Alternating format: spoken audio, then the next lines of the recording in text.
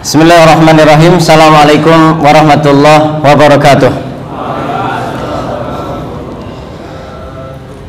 Alhamdulillah wassalatu wassalamu ala Rasulillah Muhammadin ibn Abdillah wa ala alihi wa ashabihi wa mawalah. Rabbi syrahli sadri wa yassir li amri wahlul 'uqdatam min lisani yafqahu qawli. Rabbana zidna ilman nafi'a warzuqna fahma, amin. Amma ba'd. Fa inna asdaqal hadits kitabullah wa khairal hadyi hadyu Muhammadin sallallahu alaihi wasallam wa syarrul umuri muhdatsatuha wa kullu muhdatsatin bid'ah wa kullu bid'atin dhalalah wa kullu dhalalatin finnar. Ya fillah, kaum muslimin yang dirahmati Allah Subhanahu wa taala, puji syukur kehadirat Allah Subhanahu wa taala. Pada kesempatan kali ini Allah Azza wa Jalla pertemukan kita dan insyaallah kita akan membahas tentang berbakti kepada orang tua setelah keduanya wafat. Tentunya banyak di antara kita atau ada di antara kita yang saat ini sudah meninggal oleh orang tuanya, baik salah satunya bapaknya, ibunya, atau keduanya. Ada beberapa poin yang harus kita fahami bersama. Yang pertama adalah sebagian orang beranggapan bahwa kewajiban berbakti kepada kedua orang tua telah usai ketika orang tua telah wafat. Seakan-akan setelah orang tuanya wafat, baik ibu, bapak, atau keduanya, kemudian kita katakan alhamdulillah sudah merdeka. Merdeka maksudnya sudah tidak ada kewajiban untuk melaksanakan bakti kepada kedua orang tua. Enggak, ya. Ketahuilah bahwa saat setelah wafat adalah saat di mana kedua orang tua paling membutuhkan bakti anak-anaknya, yaitu ketika mereka telah memasuki alam barzakh. Mereka sedang menantikan kapan anaknya dengan tulus ikhlas berucap Rabbi firli wali walidayya warhamhuma kama rabbayani shaghira, atau Rabbirhamhuma kama rabbayani shaghira. Di saat itu, di mana anak-anakku yang dulu telah aku habiskan waktuku, telah aku habiskan hartaku, sudah aku korbankan jiwaku, ragaku untuk kehidupan mereka, kesuksesan mereka. Kapan mereka berucap Rabbi firli wali walidayya warhamhuma kama rabbayani shaghira. Ini harus diperhatikan betul oleh seorang anak, ya. Kita ingat bagaimana sulitnya, betapa beratnya kita mengurus anak, khususnya ini yang sudah dewasa, yang sudah punya anak, apalagi lebih dari satu, lebih dari dua, lebih dari tiga, lebih dari empat, lebih dari lima, atau lebih dari itu.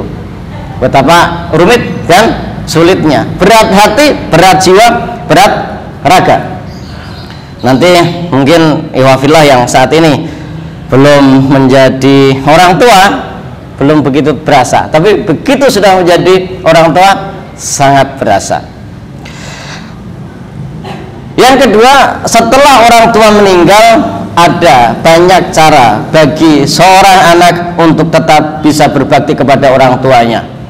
Mungkin begitu orang tua kita meninggal baru kita tersadar betapa beratnya kehilangan orang tua. Penyesalan baru tumbuh, baru hadir setelah mereka sudah tidak ada. Kenapa dulu aku durhaka? Kenapa dulu aku tidak sempatkan waktu dalam 1 tahun 1 kali, 1 tahun 2 kali, 1 tahun 3 kali, 1 tahun 4 kali, atau 1 bulan 1 kali untuk hadir, bertemu, menjenguk, ya, bercengkrama dengan orang tua kita. Atau setidaknya kalau kita katakan 1 tahun sekali transfer, ini kebangetan.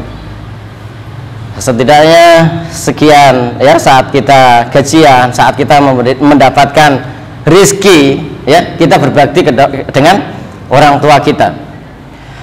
Kita sesali itu karena dulu tidak pernah ngebelain untuk memberikan sesuatu kepada orang tua kita. Disitulah baru kita setelah dikebumikan orang tua kita atau disolatkan orang tua kita, atau saat orang tua kita meninggal baru jelek, begitu ya. Maka disitulah kejujuran kita diuji oleh Allah Subhanahu wa Ta'ala. Kenapa? Karena bakti seorang anak belum stop, belum berhenti walaupun orang tua kita sudah meninggal. Penyesalan, oke, kalau memang Anda menyesal, buktikan setelah kematian keduanya atau salah satunya, masihkah kita, bahkan apakah kita mengejar kekurangan kita saat mereka masih hidup? Ya, ini setelah orang tua meninggal ada banyak cara bagi kita untuk tetap bisa berbakti kepada kedua orang tua kita. Mereka atau kita tetap bisa memberikan kebaikan bagi orang tua kita yang telah meninggal berupa aliran pahala, dengan satu syarat yang terpenting, antara kita dan mereka satu iman. Ya, yang terpenting antara kita dan mereka, kedua orang tua kita, satu iman. Dan tentunya alhamdulillah binikmatillah wa syukrulillah, Allah Subhanahu wa Ta'ala lahirkan kita dari kedua orang tua yang beriman, dari kedua orang tua yang Islam. Ini memberikan kesempatan, memberikan satu keutamaan buat kita bisa berbakti kepada mereka walaupun mereka telah tiada. Rasulullah SAW menganjurkan kepada salah seorang sahabat untuk melakukan beberapa amal agar mereka tetap bisa berbakti kepada kedua orang tuanya. Diceritakan dari Malik bin Rabi'ah As-Sa'idi radhiyallahu anhu, beliau menceritakan, baina nahnu inda Rasulillah sallallahu alaihi wasallam, suatu ketika kami bersama dengan Rasulullah sallallahu alaihi wasallam, idza ja'ahu rajulun min Bani Salamah, tiba-tiba datang seseorang dari Bani Salamah, faqala, kemudian dia bertanya kepada Rasulullah, ya Rasulullah, hal bagiya min birri abawayya syai'un abarruhuma bihi ba'da mautihima, ya Rasulullah, apakah aku masih bisa berbuat baik, berbakti kepada kedua orang tuaku setelah kematian keduanya? Qala, Rasulullah menjawab, na'am, masih. Apa itu? As-sholatu alaihima, yaitu mensolatkan mereka. Jadi sebisa mungkin ya, kita saat kedua orang tua kita atau salah satunya meninggal, orang yang terdepan mengurus jenazah keduanya, mulai dari memandikan, kemudian mengkafankan, kemudian mensolatkan dan mengkuburkan. Diusahakan sebisa mungkin selama jarak masih dapat ditempuh, waktu masih dapat dikejar, kita berlari untuk bisa menyaksikan dan mengurus jenazah orang tua kita yang meninggal. Jangan saat mereka masih hidup, masih sehat, kita cuek, mereka saat meninggal pun kita masih cuek. Ini alamat buruk ya, dikhawatirkan kita bisa masuk kategori dalam orang-orang yang durhaka kepada orang tuanya. Apa itu tadi? Apakah aku masih bisa melaksanakan bakti kepada kedua orang tuaku setelah mereka sudah meninggal? Naam, iya, as-sholatu alaihima, sholat atas keduanya. Wal istighfaru lahuma, memintakan ampun untuk keduanya. Jangan bosan-bosan. Rabbirhamhuma kama rabbayani shaghira, Rabbi firli wali walidayya warhamhuma kama rabbayani shaghira. Sering-sering. Wa infadhu ahdihima, dan memenuhi janji mereka setelah mereka meninggal. Apabila mereka pernah bernazar, mereka telah berjanji sebelum meninggal, orang tua kita telah pernah bernazar, berjanji kepada Allah Subhanahu wa Ta'ala, kalau nanti rumah ini laku, kalau kendaraan ini laku, kalau tanah ini laku, sekian persennya akan diberikan kepada masjid untuk dakwah, untuk radio dakwah, untuk madrasah ya, sekolah Islam. Ternyata sebelum kesampaian, ya, 1 bulan sebelum tanah, kendaraan, rumah laku, mereka sudah meninggal dunia. Begitu tanah laku dan mereka sudah meninggal sekalipun, kita membayarkan apa yang telah dijanjikan. Pun demikian, janji dengan orang lain pun demikian, ya. So mama tadi, nanti kalau memang ini laku, nanti saya kasih sekian. Diingat-ingat itu, ya. Kemudian dikasih ke orang yang telah dijanjikan oleh kedua orang tua kita. Kan banyak di antara kita itu orang tuanya memiliki, maaf ya, pembantu rumah tangga yang sudah bertahun-tahun sangat baik, sampai keduanya ini seperti halnya saudara, ya. Kemudian hal-hal yang penting sekalipun itu mereka berbagi. Salah satunya menjanjikan kalau ini laku, kalau ini terlaksana, dia akan diberikan sesuatu. Ketika meninggal dunia dan itu belum terlaksana, anaknya berkewajiban, ada yang wajib sifatnya dan ada yang sunnah untuk membayarkan apa yang telah dijanjikan tersebut. Kemudian wasilatur rahim allati la tusallu illa bihima, dan memuliakan rekan mereka, menyambung silaturahim yang terjalin karena sebab keberadaan mereka. Orang tua kita punya soulmate, punya apa kalau sekarang? Bestie, ya, punya teman dekat.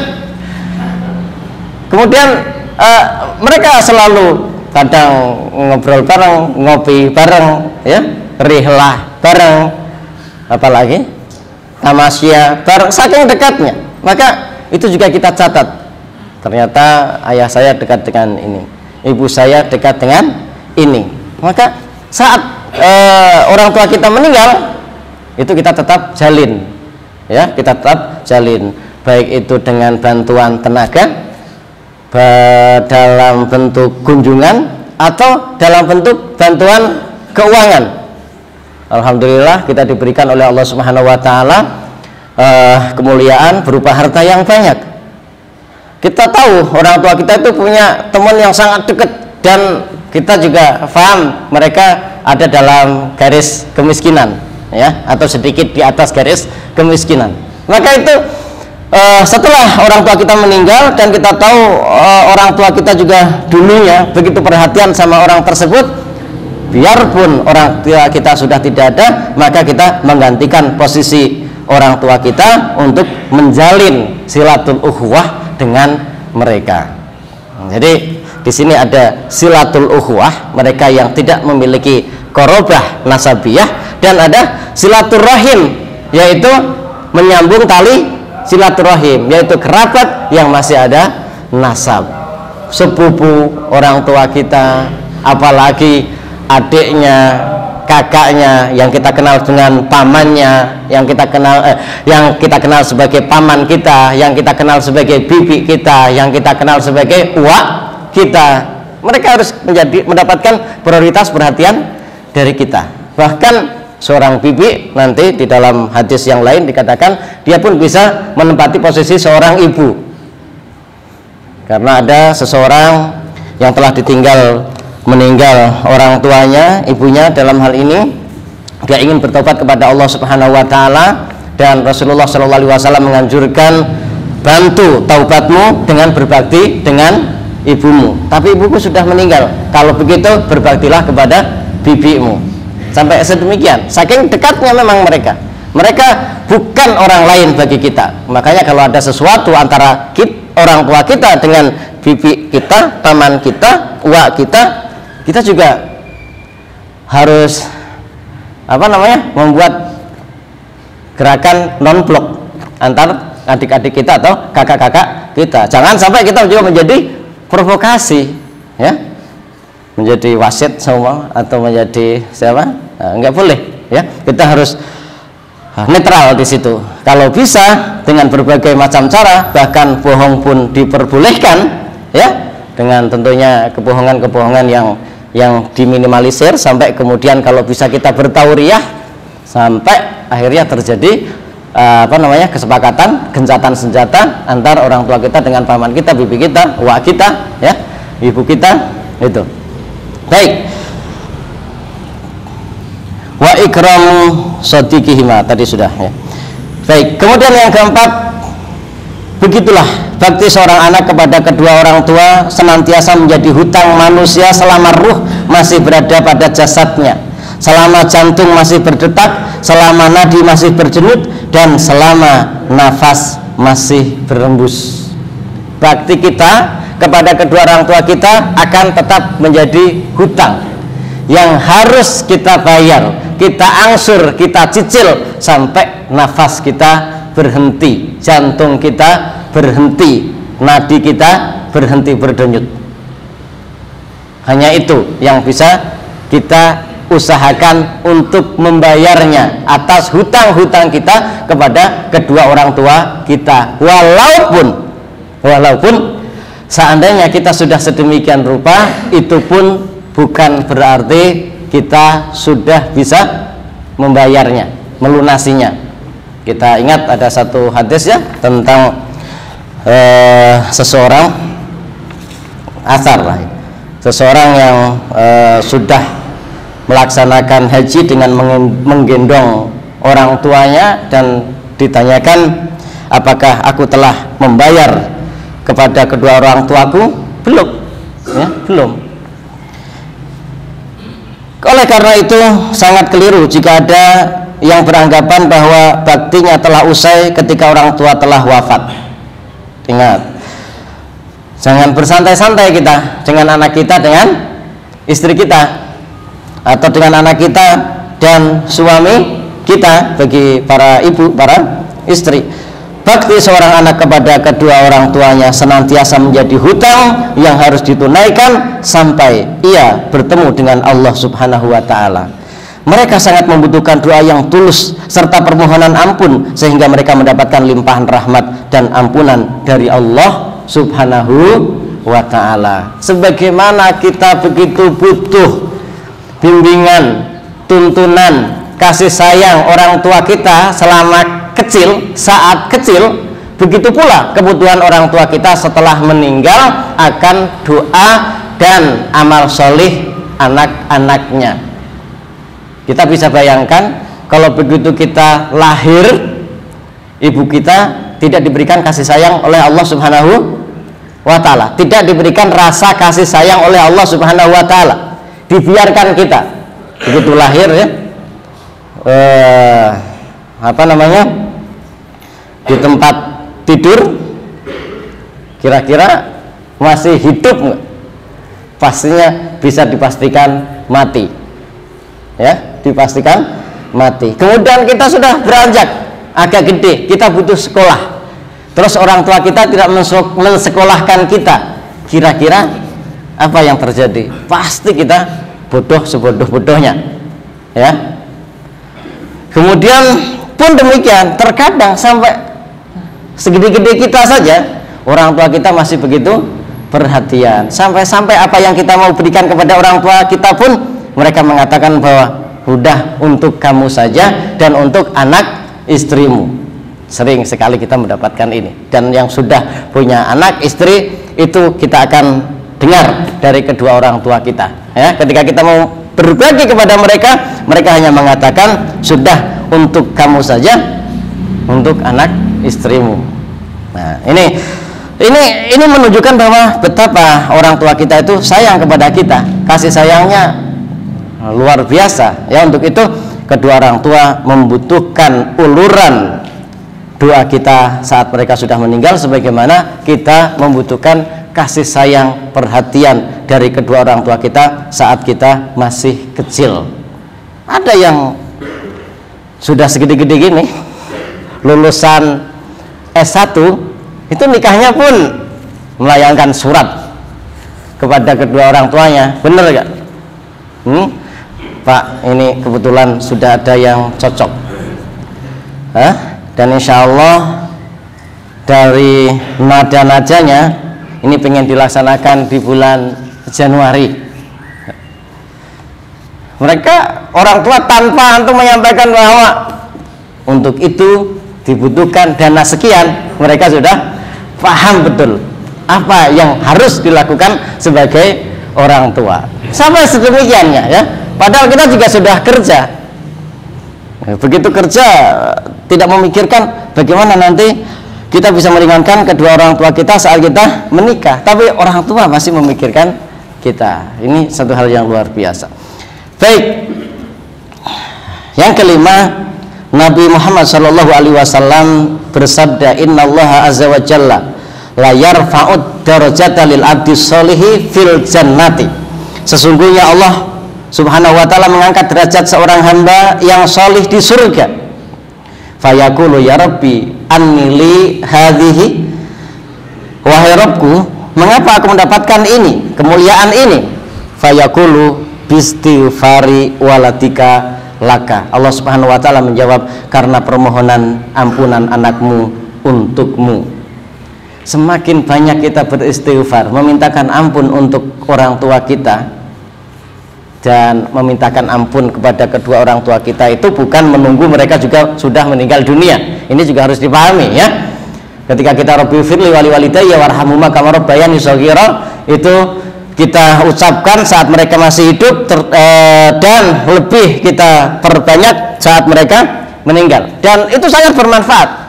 Saat mereka hidup mereka butuh ampunan dan rahmat Allah Subhanahu wa ta'ala, dan saat mereka sudah meninggal lebih-lebih mereka sangat butuh atas ampunan dan rahmat Allah Subhanahu wa ta'ala.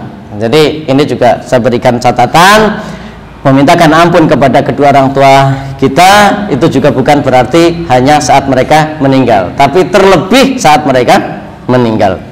Karena nanti ada seorang bapak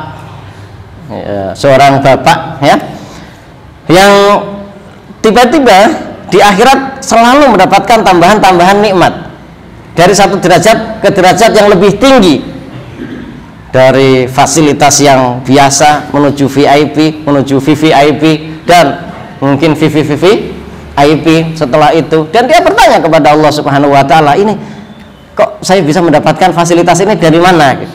Maka dijawab, ini adalah karena istighfar anakmu untukmu ya.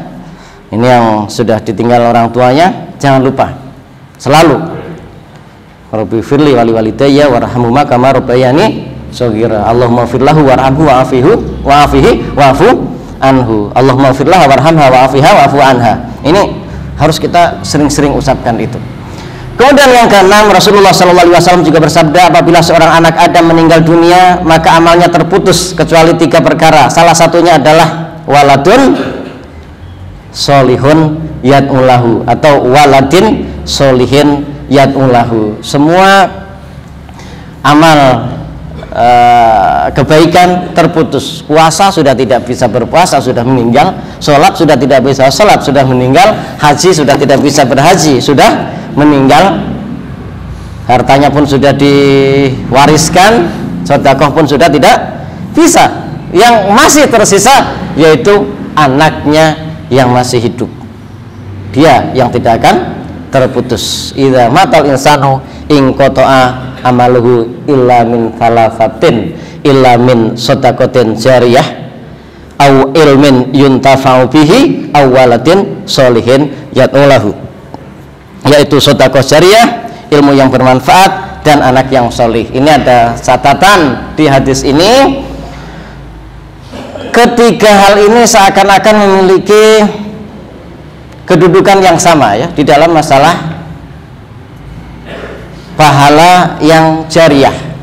Maka hendaknya seseorang, yang pertama, jika Allah Subhanahu wa ta'ala berikan kelebihan, mulai dari memiliki harta yang cukup, kemudian dia juga memiliki otak yang standar, dan diberikan anugerah seorang anak, maka manfaatkan semaksimal mungkin. Jadi kita sumber-sumber amal jariah ini benar-benar maksimal dari 3 arah, yaitu anak soleh dapat, kemudian dari sedekah jariah dapat, dan dari ilmu yang bermanfaat dapat. Tapi setidaknya ketika kita tidak mendapatkan ketiga-tiganya, salah satunya harus kita kejar, kita pas-pasan, kita punya anak banyak lagi, gitu kan, usahakan anak-anak kita menjadi anak-anak yang solih. Maka pendidikan agama ini adalah hal yang dasar dan utama. Pendidikan agama adalah dasar dan utama. Ketika mereka diberikan kelebihan harta, mereka tidak akan pernah melupakan orang tuanya. Dia tidak akan berbuat zalim kepada orang tuanya. Ketika mereka diuji dengan kemiskinan sekalipun, mereka akan tetap dalam ketaatan kepada Allah Subhanahu wa taala, dan mereka tetap akan berbakti kepada kedua orang tuanya dengan apa yang mereka bisa. Tapi kalau sudah bukan anak yang soleh, yang tidak kenal tentang agama, tidak kenal din, ketika mereka kaya, mereka akan berbuat sewenang-wenang kepada kedua orang tuanya. Ketika mereka miskin, mereka akan sama sekali melupakan orang tuanya. Dikira tidak ada kewajiban apapun kepada orang tuanya. Ini harus, ketika sudah meninggal, mereka yang soleh, yang tahu tentang din, agama, mereka akan memberikan yang terbaik untuk orang tuanya. Ketika mereka jauh dari agama, tidak tahu satupun dari ayat Al-Quran atau hadis Rasulullah SAW atau doa istighfar untuk kedua orang tua, ya tidak mendapatkan kiriman apapun, baik mereka miskin ataupun mereka kaya. Kemudian kalau memang kita diberikan ujian oleh Allah Subhanahu wa taala, tidak diberikan anak, maka kejar dari dua sisi, yaitu sedekah jariah. Sedekah jariah untuk hal-hal yang sedekah yang manfaatnya memiliki efek jangka panjang, ya, membuat masjid, membuat madrasah, kemudian fasilitas-fasilitas dakwah, ya. Ini kemudian ilmu yang bermanfaat. Kita sebisa mungkin setelah mendapatkan ilmu agama khususnya, jangan berhenti hanya untuk kita saja. Kita dakwahkan untuk orang lain. Kita hanya bisa Fatihah, kita buka halaqah pembelajaran surat Al-Fatihah. Kita bisa diberikan kelebihan tahsin, kita diberikan kelebihan tajwid, kita diberikan kelebihan bacaan Al-Quran, ya kita membuka halaqah. Atau ketika ada seruan, siapa yang siap menjadi relawan Al-Quran, rumah Quran, kita adalah orang yang pertama. Nah, begitu. Jadi kita harus senantiasa bersemangat untuk mengejar apa-apa yang bermanfaat untuk kita di akhirat kelak. Ini kita kembali stressing point kita tentang waladun solihun yad'ulahu. Semua akan terputus, amal soleh kita akan berhenti. Ketika kita sholat 1000 rakaat dalam 1 juta rakaat di dunia ini, saat kita hidup sudah berhenti dengan kita meninggal dunia. Tetapi dengan amal solih, dengan anak yang solih, itu akan terus berlanjut. Dalam kitab Aunul Ma'bud Syarah Sunan Abi Dawud disebutkan dua keterangan ulama tentang makna anak solih di dalam hadis ini. Yang pertama, anak solih adalah anak muslim yang menjalankan kewajiban agama dan menjauhi dosa besar. Dan saat ini sulit untuk menjadikan anak bisa seperti ini kecuali memperkenalkan kepada pendidikan agama, kemudian menempatkan mereka di lingkungan-lingkungan yang islami. Ini, untuk itu ini harus kita usahakan. Hal ini sebagaimana keterangan dari Ibnu Malik yang mengatakan kuyyidal waladu bisolihi li'annal ajra la yahsulu min ghairihi. Anak ini diberi sifat solih karena pahala tidak akan diperoleh dari selainnya. Apa yang diandalkan dari anak yang begajulan, kan begitu, yang dikirim ya hasil begajulannya, yang itu sama sekali tidak bermanfaat untuk orang tuanya, bahkan itu menjadi pemberat dari siksa orang tuanya. Nomor 2, anak solih dalam hadis maksudnya adalah anak yang mukmin, ya, anak yang mukmin. Asal mukmin, maka anak tersebut setiap kebaikannya akan mengalir kepada orang tuanya yang sudah meninggal. Tentunya ada satu catatan di sini, orang tua memang dari awal sudah memperhatikan masalah keagamaannya, ya. Kenapa? Karena ketika orang tua sudah memperhatikan keagamaannya secara serius, mulai dari waktu dia kecil sampai kemudian remaja sebelum balik, ya, syukur-syukur saat masih balik pun dia tetap kawal dengan kebaikan-kebaikan Islam. Ini akan lebih lagi untuk menjamin anaknya akan menjadi anak yang solih, ya. Kalau nggak ada perhatian sama sekali, maka akibatnya amal solihnya nyampe, amal buruknya nyampe. Tapi kalau sudah serius sedemikian rupa, dia diarahkan kepada pendidikan agama yang cukup, bukan berarti dia meninggalkan dia nggak boleh sekolah negeri atau perguruan tinggi negeri ataupun fakultas-fakultas selain agama Islam, bukan harus seperti itu, tetapi di semua jenjang pendidikannya ini juga harus dikawal dengan pendidikan non formal. Kalau terpaksa kita masukkan anak-anak kita yang formal ini semuanya di pendidikan-pendidikan yang kurang perhatiannya terhadap masalah keagamaan, maka kita harus imbangi itu. Anak kita di sekolah negeri, nanti kita juga masukkan anak kita di sore hari di madrasah diniyah. Baca asar kita minta mereka untuk ikut bimbingan intensif studi Islam seumpama, atau nama apapun itu, ya, nggak harus namanya nggak harus bisi, tetapi apapun itu namanya, tapi yang jelas kita titipkan kepada seorang guru, atau kita titipkan kepada sebuah komunitas dakwah yang di sana diajarkan kebaikan-kebaikan Islam, mulai dibimbing Al-Qur'annya, kemudian dibimbing akhlak dan adabnya, dibimbing akidahnya, dibimbing muamalah dan ibadahnya. Ini harus ada keseimbangan itu. Anak kita kuliah jauh ke ITB, ke ITS, ke IPB, ke UNM, ke mana lagi itu, Unila dan yang lain sebagainya, atau ke Boston University, kalau memang Allah kehendaki ke sana dan dimudahkan. Tapi tetap dia harus diarahkan untuk berkumpul, berkomunitas dengan muslim-muslim yang lain, mukmin-mukmin yang lain, apalagi mereka para mujahid dakwah di komunitas-komunitas dakwah dimanapun mereka berada, dikawal, dikenalkan kalau perlu. Kita datang ke sana, kemudian memang di sana nggak ada komunitas hijrah, ya, itu diarahkan. Kan di sana ada, di Bandung ada komunitas hijrah, ya, kemudian di Surabaya ada komunitas sunnah, di Semarang ada komunitas dakwah, di Medan ada komunitas islami. Disampaikan kepada mereka sehingga terkawal mereka. Baik, masih banyak, ya, yang bisa kita lakukan untuk kedua orang tua kita yang telah meninggal, agar pahala amal yang kita lakukan bisa sampai ke mereka. Yaitu yang pertama adalah sedekah, yang kedua ibadah haji, yang ketiga ziarah ke makam mereka, ya, ziarah ke makam mereka dengan assalamualaikum ya ahlat diyar minal muslimin wal mu'minin, begitu kan?